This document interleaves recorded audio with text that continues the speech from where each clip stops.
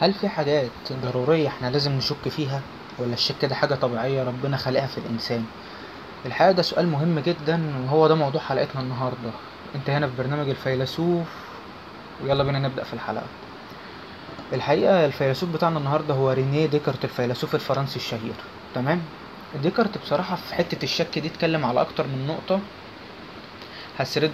هسردهم طبعا معاكم في الحلقة هنا، بس قبل ما ابدأ الحلقة ما تنساش تعمل شير ولايك وسبسكرايب للقناة، وما تنساش تشغل الجرس علشان يجيلك الحلقات اول باول. يلا بينا على طول. الحقيقة ديكارت من اكتر الفلاسفة اللي شكت في حاجات كتير حواليهم بما فيهم نفسه. يعني انت متخيل معايا بني ادم بيشك في نفسه وفي وجوده، في اسباب وجوده. فديكارت بصراحة كان محير جدا لكتير من الفلاسفة اللي حاولت تفهم فلسفته بعد ما هو ما مات يعني. فديكارت كان بيتكلم في كام نقطة يا فادي؟ ديكارت كان بيتكلم في 6 نقط. فركز بقى معايا علشان تفهم وما تتوهش مني في الحلقة. أول حاجة، إن أنت بتفكر، فبما إنك أنت بتفكر فأنت بتشك. صح؟ صح. فأنا أفكر، إذا أنا أشك، إذا أنا موجود. هي دي اللعبة اللي ديكارت لعبها بينه وبين نفسه الأول، قبل ما يكتب أي حاجة وقبل ما يعمل أي حاجة، وقبل حتى ما كتاباته تشوف النور أو الناس تعرفها. انا افكر، اذا انا اشك، اذا انا موجود. تمام. تاني حاجة الشك والشكوك. طب يا فادي، هو ايه الحاجات اللي ديكارت شك فيها؟ عد معايا يا سيدي. ديكارت شك في نفسه. ديكارت شك في حواسه. ديكارت شك في الموجودات، هل القلم ده صحيح، هل النضارة دي صحيحة. ديكارت شك في حاجات كتير قوي بما فيها الموجودات اللي حواليه. تمام. تالت نقطة، فصل ديكارت ما بين الروح والجسد، وقال ان الجسد هو من الحاجات المادية اللي زيها زي الموجودات. يعني هو ديكارت طبق ما بين الموجودات وما بين الجسد. هو قال الجسد في حواس، فبما انه في حواس فهو زيه زي الموجودات. تمام. ونط على الناحية التانية، راح وقال لك الروح هي شيء مقدس الوحيد اللي في الإنسان. الروح هي اللي بتخلينا نسمو ونعلو على قدراتنا الإنسانية والجسدية العادية خالص. تمام. دي تالت نقطة معانا النهاردة. طيب رابع نقطة، دور المشكلة الوجودية. هو احنا اساسا يا اخوانا احنا موجودين ليه؟ حاول يثبت من خلال الوجود بتاعنا اليقينية. يعني ايه؟ يعني من خلال ان هو موجود قدر يثبت صحة وجوده قبل ما يثبت صحة وجود الله وصحة وجود العالم. دي نقطة مهمة ومحورية بالنسبة لي في فيديو النهاردة وفي فلسفات ديكارت. ليه؟ هو بيحاول يدور على اليقين في الوجود، هو شاكك في كل حاجة. ايه الحاجة اللي متأكد منها في الوجود ده؟ هو نفسه. بما انك بتفكر، فبما انك بتشك فانت موجود. يرجعنا تاني ان النقطة الاساسية بتاعت الحلقة بتاعتنا النهاردة، هو كان فيلسوف شكاك جدا، شكاك لدرجة مش طبيعية، لدرجة ان هو في اوقات كتير كان بيشك في المدركات الواضحة قدامه. يعني هل ده قلم؟ طب هو ده قلم فعلا ولا مش قوي؟ طب هل القلم ده ليه وجود ولا ليه وجود في دماغنا بس؟ دي بقى حاجات كتيرة. تمام. سادس نقطة معانا، الدور الفلسفي للشك. يعني ايه؟ يعني رينيه ديكارت كان في وقتها كان عنده هاجس مش طبيعي في ان هو يشك في كل حاجة. فبما انه انت حد بتشك في كل حاجة، فانت آه، بتخلينا نفكر. فبما انك بتخلينا نفكر بتخلينا نرجع للفلسفة. تمام. آه، ديكارت المنهج الديكارتي في الشك اتبنى عليه حاجات كتير في الفلسفات بعدين، وخلانا نفهم ان الشك دي ليه لازمة. بس الفكرة ان ديكارت كان بيشك على الفاضي والمليان، ده مش صح. بس الشك في اوقات كتير في الفلسفات بالذات ليها لازمة.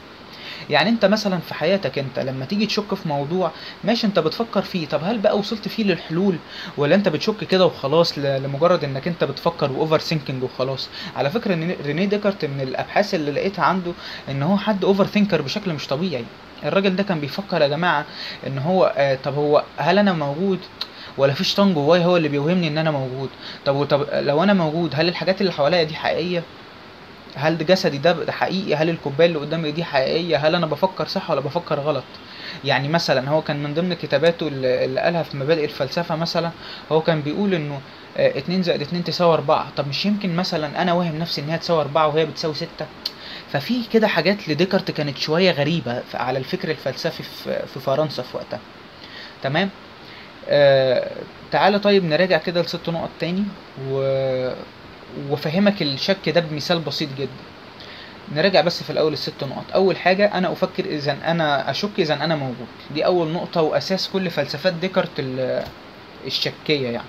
تاني حاجه الشك والشكوك، ان الراجل ده دايما بيبص للموجودات، ان هي هل دي حاجات حقيقيه ولا مش قوي، يعني هل الحواس بتاعتي دي حقيقيه ولا هي بتخدعني كده يعني.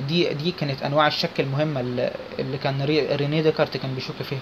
تالت حاجه الفصل بين الجسد والروح. هو كان حاول دايما يميز بين المادي والمتسامي على الارض. يعني هو كان بيشوف جدا جدا انه الروح هي حاجه متساميه، حاجه مقدسه، مش من الدنيا دي، مش من العالم ده، مش من الموجودات الماديه. تمام. رابع حاجه دور المشكله الوجوديه. هو حاول يبحث عن اليقين في الوجود، حاول يصدق في اي حاجه موجوده حواليه، ولو انه صعب في الاخر يعني، لكن هو الى حد ما حاول يوصل لحاجه، والحاجه دي هو كتبها بالمناسبه في كتاباته الكتيره. خامس حاجه المدركات الواضحه والمشكوك فيها. هو قال ان في حاجات واضحه ما ينفعش ان احنا نشك فيها، يعني مثلا احنا ما ينفعش نشك في وجودنا، مع انه شك بالمناسبه في وجوده في الاول.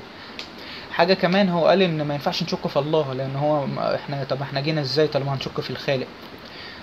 دي خامس حاجه. سادس حاجه الدور الفلسفي للشك، وقد ايه ان فلاسفه كتير من بعده حاولت تبني على الشك ده اساس منهجي لفلسفته. تعالى بقى ننط لنقطة المثال اللي انا هوضح لك بيه الفكرة كلها. شوف يا سيدي، تخيل انت كده معايا ماسك كوباية مية وبتشرب المية، وبعد ما حطيت كوباية المية على الترابيزة تلاقي نفسك بتسأل نفسك سؤال: هو المية اللي انا شربتها دي حقيقية؟ هو انا فعلا مسكت الكوباية اصلا وجبتها لنفسي ولا لا؟ طب هل كوباية المية دي اصلا موجودة، ولا انا ايديا وهماني، ولا في مشكلة هنا، ولا ايه؟ هي دي بالظبط الفلسفات اللي قدمها ديكارت. حد بيشك في كل حاجة، حد بيشك في نفسه. لان ديكارت من كتر ما هو مش واصل لحقيقة ثابتة، هو وصل للشك لجواه لأعماقه، وما بقاش واثق في نفسه. تخيل انت كده معايا واحد مش واثق في نفسه، هيقدر ازاي يثق في اللي حواليه او يثق حتى في ربنا؟ فكانت مشكله ومعضله رينيه ديكارت ان هو يصدق ان هو فعلا حاجه حقيقيه موجوده، مش فكره وهميه وخلاص هو واهم نفسه بيها. طيب يا فادي، انت سايب لنا مصادر لايه للحلقه دي؟ الحقيقه المصادر اللي انا سايبها لك للحلقه دي هتحيرك شويتين، بس انت لما تقراها مره واتنين هتفهمها. اول حاجه مبادئ الفلسفه رينيه ديكارت. طبعا انا ما ينفعش اجيب لك في الحلقه دي مصادر لحد تاني غيره علشان تقدر يوصل لك الموضوع بشكل مباشر يعني. تاني نقطه او تاني مصدر معانا هو محاوله اولى، اسم الكتاب كده لرينيه ديكارت برضه.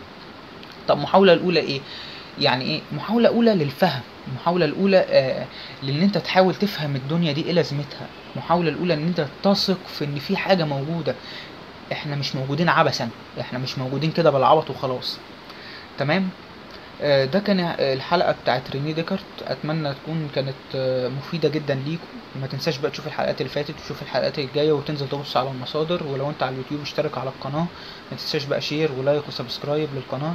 واشوفكم في حلقة جاية من الفيلسوف. سلام.